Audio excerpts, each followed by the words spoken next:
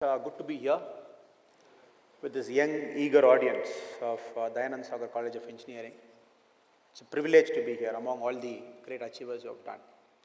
In fact, when the organizers met me, said that the topic is act, you have to speak on it, the first thing I said is, I never acted, why are you calling me? They said, no, we have seen your videos here and there and you should speak. In fact, the whole idea of doing this is to demystify a couple of things you have seen in the video and to put police in proper perspective. All through the civilization, great people have acted. Fantastic people have acted. In times of crisis, they have acted. In times of need, they have acted. They made sure humanity progressed at a faster pace. And today, sitting here, we are enjoying the fruits of their labor. We feel very happy, very contented. We feel very peaceful and very secure. But it is not necessary the world has progressed only because of great people have acted. A lot of small people have done their part in making sure the civilization has progressed as a whole. So today I thought it's a good idea to come before you and to share some experience from a force that I represent. Normally my force, the Indian Police Service, or the Indian Police, is generally known for its inaction, sometimes for its action, but most of the time for not acting on time. We don't hit the sweet spot correctly. Most of you blame. In fact, one of the participants, when I was walking in, she was telling me, I hate police generally, but you are an exception. I said, no, you're telling me only because I'm here. Before getting into that, so two things I have to talk to you in detail. Only then we can put things in proper place. This perception the Indian police have got is something that all of us are trying our best to come out of it. Normally you go to a movie, you see the bad fellow is always a cop, maybe a pot-bellied cop. That is the kind of character the movie always plays. Before coming to the service, whenever I see a fat cop, I get very angry. I say, oh look, this fellow must have taken a lot of money, he must be a corrupt fellow. That is why his belly is very fat. So after getting into the service and working for about 7-8 years, then I understood the simple rule. This person is fat because he gets up at 5 o'clock in the morning, leaves his home at 6 o'clock, reaches the police station at 7:30, starts his daily duty at 8 o'clock, attends God knows how many work he has to attend per day. He has to manage traffic, he has to catch a criminal, he has to go to a court, he has to attend the VVIP bandobast in the hot sun and in the pouring rain. By the time the day closes at 10 o'clock, he reaches home at 11, the whole family is slept. So many cops keep complaining, I never saw my son or daughter growing in front of me. He eats at unhealthy times, breakfast at 11 o'clock, lunch at 3:30, dinner at 11:30 in the night. You do this for a month, then you will know how the pot belly automatically comes on you. Because the society puts so much responsibility on them.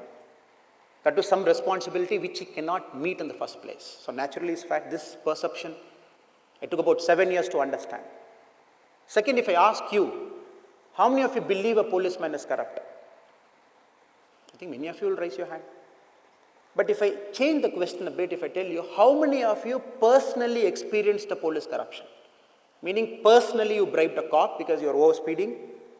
Personally you bribed a cop simply because you wanted things to be done at a faster pace. Maybe 1/10 of you might raise your hand. The reason all of you say police is corrupt because that is a myth that is built into the whole system. That myth gets reinforced every time you go to a movie, every time you see a paper, every time you hear your friends talking about cop. So this is the perception I want to set before I get into my talk. The second part, the knowledge part, the police force works with about 30% vacancy. It does all the job under the sky. So in this, a policeman is expected to act. So in fact, when the organizer was telling me you should talk something about your personal experience, I said, no, I will avoid it, but still you should speak. Some of my personal experience could be, if you look at the social media channel, couple of my videos are there. There is one video where a sub-inspector gets kind of house arrested, I go rescue him. And they say, no, you have done good work, you acted. But I say, I'm not proud of doing that. Because a civil servant, by its very nature, he has to be a backroom boy. He can never come out in the open. He should always allow the system to take over. The system should be so robust and fine. The system should function even for a rich person, even for a poor person. The system should not see, oh, you are influential, you are not so influential. But many a times when we go out, when we come in the open forum and treated as heroes, we feel very uncomfortable. The reason for that instant is, one day morning you get a call, they say people have hijacked the sub-inspector, kept him in a house. Not every day morning you get a call like that. Maybe it's a bad morning for me. Maybe it's a unique morning for me. You go to the spot, maybe after 40 minutes, you need the traveling time. By the time there's a big mob baying for his blood, very angry mob, emotional mob, a mob which cannot be controlled by reasoning with that mob. The sub-inspector is put in a house, people demand justice. You ask him, what is the justice you want? The first thing they say is, no, your sub-inspector's car has touched my car. And we asked him why, he said something, so we have put him inside. And the funny part of the whole episode is, a lot of people who are witnessing the whole action, they have also become part of the mob. So it took a lot of effort. It is not necessary you go, you act immediately. There are amazing people, as co-speakers have seen them. There is an 18-year-old person who says, I've decided to act because the world is getting warmer every day. There is a guy who decided because I'm going to do something, electrical car and bike, because again, a lot of pollution is happening. There is another speaker who says, no, I'm going to do something good because a lot of people need to have the communicating ability. A lot of problems happens in life because people don't communicate well. So these are the so-called good people with whom we can reason out. So with this mob, very specifically, you find a way to control this. You do the divide and rule, you find who's the weakest leader in the crowd, you attack him, you split the group, you find an opening, then you search for the rational person and the tension when the action is on. You get that rational person, you build him up so that he becomes the leader in the mob. You give him importance, you discredit the other leaders. You talk to him, you reason out to him. By the time the force comes, maybe another 10-20 minutes later, then you save the situation. But why was I forced to act? Because the public chose not to act. Again, they say there is another video of you in the YouTube, in the Facebook, in the other social media, where on the pouring rain that you are there doing a service. No, I get paid for it. Every month I get my salary and I'm supposed to do that because I'm a public servant. I've taken an oath on the national flag. But why were we supposed to go, maybe as a district head in the pouring rain to go and save the situation? 5,000 vehicles struck in a ghat because the ghat has, some mud has come in, it is blocked. Nobody wants to get out of their car. For the simple fact, if they get out, they get drenched. The public chose not to act, so we are forced to act. Generally, a public servant, if you look at it, most of the time we are forced to act because the public chooses not to act. A policeman whom you see in the road, is a population of about 1.2 crore this city, with n number of vehicles getting added every day. So navigating through this traffic is a big headache. And every time there is a 40 traffic cop for a population of about 6 lakh. That guy comes out, he does his best to control it. But the citizens decide to do their own way. There is a traffic signal that is off, then the citizens behave differently. Signal is on, then they behave differently. So in this age and time, it's very tough for a public servant to act. That is the rational thing I want to say. I have to give a small statistic. Of late, people keep complaining. Crimes are increasing, we feel terrified. If you look at the data, if you slightly analyze why crimes are increasing, our country registers about 30 lakh crime per year. That is the Indian Penal Code major crime. If you subdivide and analyze it, there are only certain crimes that is increasing. Murder is down, robbery is down, dacoity is down, all the important crimes are down. But what are the crimes that is increasing? Rioting. Rioting is a very serious crime. A group of people in the name of an organization, in the name of a political party, they decide to take law in their own hands, come out, create ruckus in the public area, destroy private property. It is very tough to control. Rioting is growing at double digit every year. Hate crimes. I don't like you because your skin color is different, you come from a different part of India, you speak a language I don't understand, you pray to God in a different way, I don't pray to God in the same way, over which we keep fighting. We call that as hate crimes. Again, this is increasing, the past 10 years, past 12 years. But the point of the matter is, in educated society, the more it is getting educated, it is supposed to progress. The crimes are supposed to come down. Especially this kind of crimes are supposed to come down. Unfortunately, it is not happening. When you just cross a road, there is a group of 4 people who create a ruckus. People don't come out and ask them, why are you doing this? Why are you creating ruckus? Why are you disturbing public peace? Why are you blocking the road? If you don't ask, that 4 becomes 7. The next car guy, the next bike guy chooses not to interfere. It becomes 15. The next guy also chooses to do the same. It becomes 50. By the time the police comes to the spot, it is 100. So what happens? It builds a momentum of its own. Then we get into all these issues in the society. Next, you will ask me, should we act every time? As a citizen, should I act every time I see that? So that you don't You don't choose to act. No, I'm not meaning to say every time you decide to act.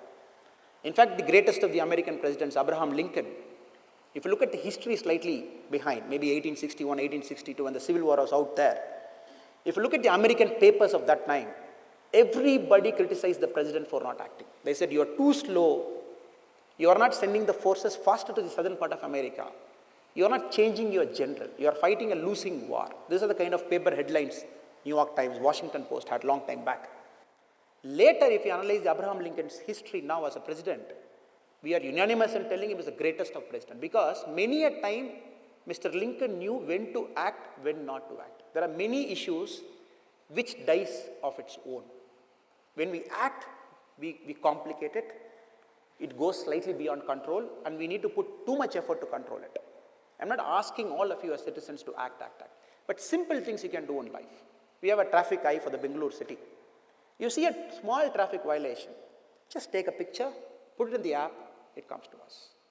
Without even we contacting you, based on the picture, we will make sure that particular person who has done a mistake will face the music of law.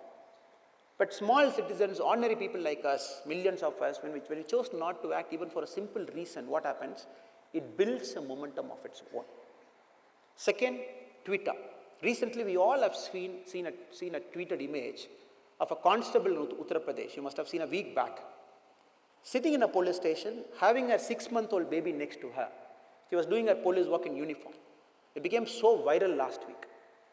It forced the Director General of Police, Uttar Pradesh Police, to act after seeing all those images, to call the lady, talk to that lady personally, and to transfer her to the place of her choice, and to make sure she is comfortable with her husband and with her parents. Because many a time as citizens, you see a good thing happening outside. All you have to do is take a picture, tweet it.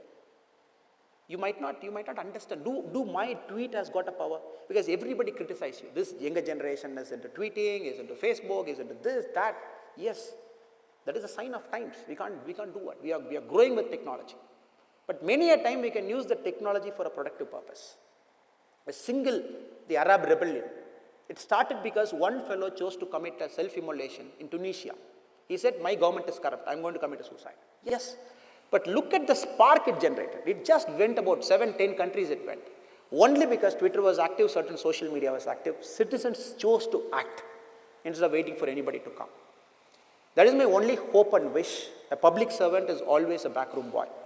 He is not supposed to come out. If he comes out, if his video comes out, is seeing in action, which means those are all preventable causes. Maybe it is not prevented, he is supposed to come out.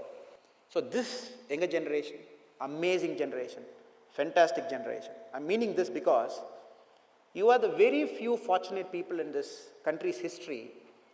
You are at the right time in India's right progress.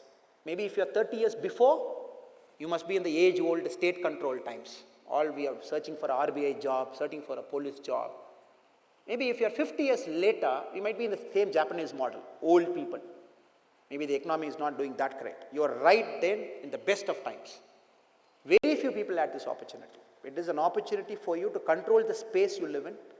Make sure your public service works to your best, to your optimum level. And I hope and pray this generation who is here will do that, will achieve that, and make sure you stand hands with us. We will act.